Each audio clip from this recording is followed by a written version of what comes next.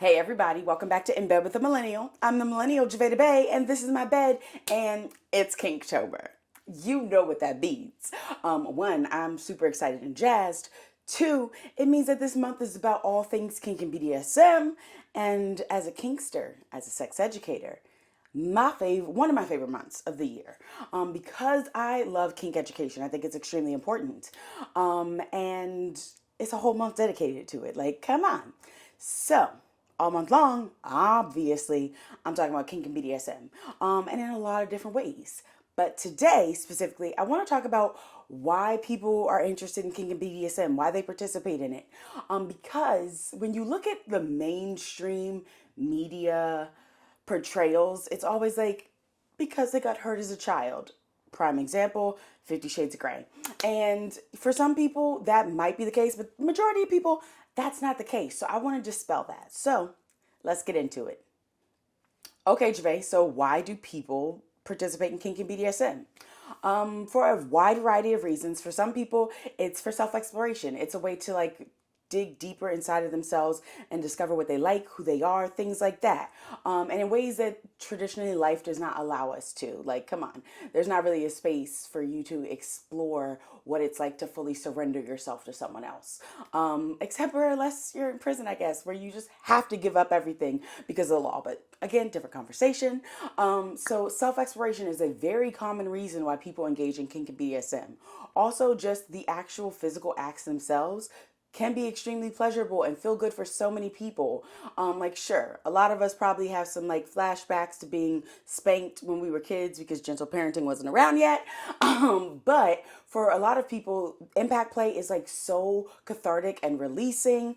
Other reasons are the health benefits of it. Yes, kink and BDSM can be healthy because there's a lot of different things that you can do. For pain management, you have things like Wartenberg wheels and stuff like that that help you to distract you from other pain sensations you might be having in other parts of your body. Posture collars, I've learned that a lot of people use them if they have back problems because it helps you to actually stay straight because it's a posture collar. A lot of different ways that kink and BDSM can be good for your health as well as your mental health, because the foundations of kink and BDSM are respect, trust, communication. For a lot of people, we aren't taught that growing up because sex ed in this country. Ooh. But when it comes to kink and BDSM, when you are educated and you go into it the correct way with people that actually know what they're doing and respect you, then you actually gain the skills of actually being able to say, hey, this is my boundary around this. I don't want to do that. Hey, you're not respecting me, so we can't continue this. Things like that. It teaches you a lot of skills that we generally don't have, and why a lot of us struggle in non-kinky situations to be able to talk about things. So that's a why. Other reasons why people might get into kinky BDSM might be just pure curiosity. They may have just stumbled upon 50 Shades of Grey or walked into a sex shop and saw some kinky stuff and was like, oh, I've never seen that, thought about that. Curiosity is a great thing, especially when it comes to our sexuality, because we are continuously changing as sexual beings. And the more curious you are about things, the more you discover about yourself.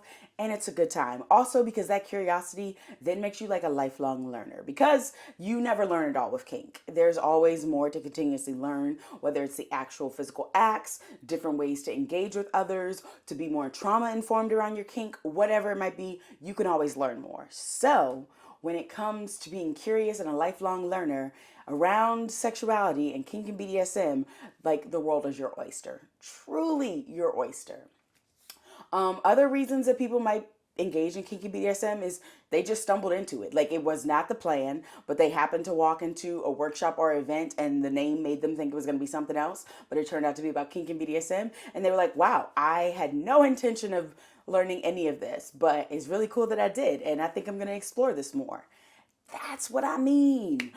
So don't let mainstream media make you think that kink and BDSM is only for people that have problems and had a traumatic childhood growing up. No. Sure, people that have had traumatic childhoods do engage in kink and BDSM, but the two things are not inherently connected. You can choose to engage in kink and BDSM without it having anything to do with what your parents did to you when you were growing up. It might just be that you were looking for a safer, more healthy community to engage with. whatever the reasons, engaging in kink and BDSM is a very personal experience. It is not one size fits all. So to say that the reason that people engage in it is all the same is absolutely false. So the next time you talk to somebody about kink and BDSM, don't be afraid to like actually have the conversation like, oh, what got you into kink and BDSM? Because I'm one of those that like, now I realize I've always been kinky, but I kind of stumbled into it. When I moved to LA after undergrad, I just like was like, ooh, what's this? And I was like, oh, I'm about this. I'm about this life. And here we are today. But it was never the plan. Again, if you don't know my backstory, the plan was to be the CEO of the Walt Disney Company. So kink and BDSM was definitely not on my mind. But now, it's on my mind a lot all the time, especially in the month of October.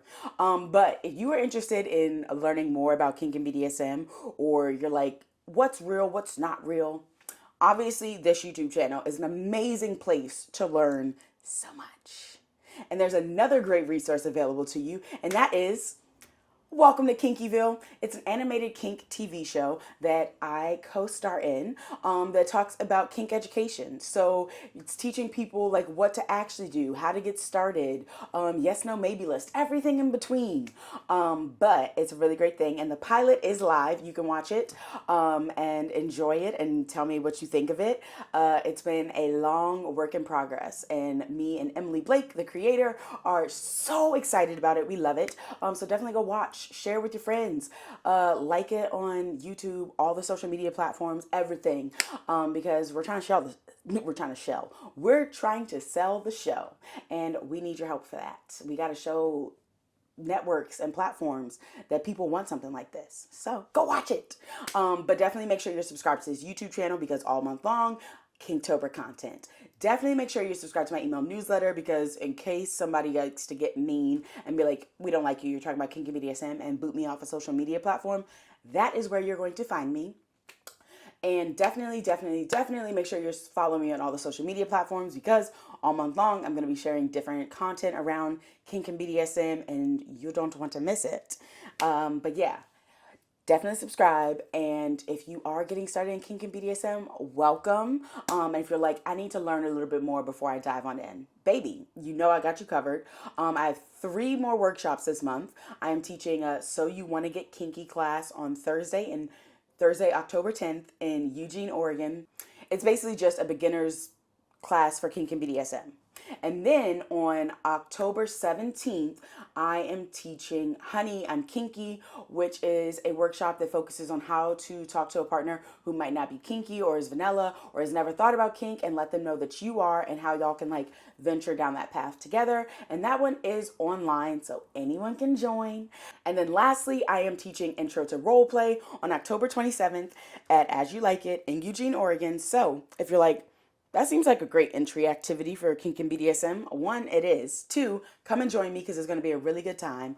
But yeah, that's all happening, so don't miss any of it. And yeah, happy Kinktober. I'm going to see you later. Deuces.